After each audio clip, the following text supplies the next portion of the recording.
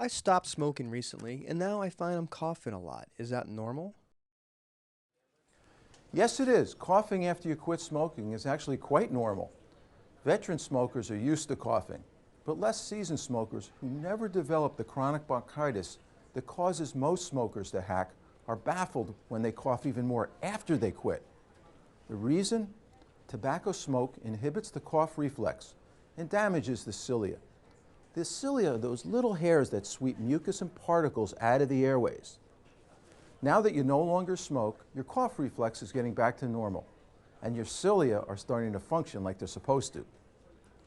People like you who have quit sometimes have other problems. They might feel a sore throat, they might sneeze frequently, or get sores inside their mouth. It doesn't seem fair, but the cough is actually a good sign that your airways are beginning to heal. So hang in there. The cough should stop within 6 weeks after you quit. If it doesn't, contact your doctor to be sure that something new isn't causing the cough. From Harvard, I wish you good health.